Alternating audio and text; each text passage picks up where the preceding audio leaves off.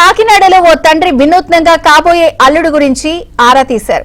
కాబోయే అల్లుడి వ్యక్తిగత క్రమశిక్షణ, జాగ్రత్త, బాధ్యతలను తెలుసుకునేందుకు ట్రాఫిక్ పోలీసులను ఆశ్రయించారు.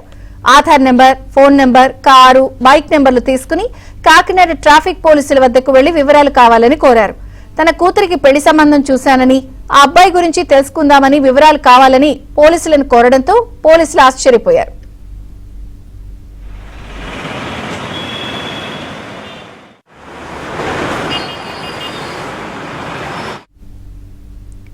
తండ్రి కోరిన విధంగా ఆ అబ్బాయి Aadhaar card, phone number, bike record ప్రకారం drunk and drive, driving, helmets పై చలాన్లు, ట్రాఫిక్ నిబంధనల ఉల్లంఘనల వివరాలు పరిశీలించారు.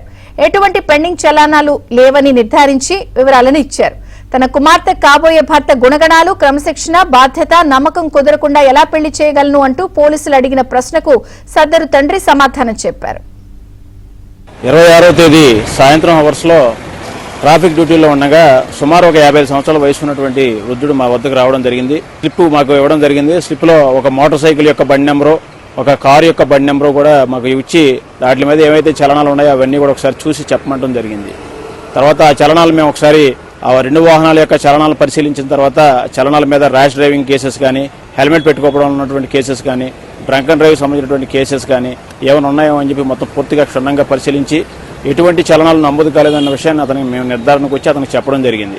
చెప్పిన తర్వాత అతను చాలా ఆనందం వ్యక్తం చేశారు. ఏంటని మేము ఎవరిని అడిగితే ఆయన చిన్న వయసులోనే తనకు పాప ఉందని, పాప చిన్న వయసులోనే అతని యొక్క భార్య చనిపోయిందని, పాపను చాలా అల్లారుముద్దుగా పెంచుకొని గారాభంగా చిన్నప్పటి నుంచి పెంచుకుంటున్నట్లుగా మాకు చెప్పడం జరిగింది.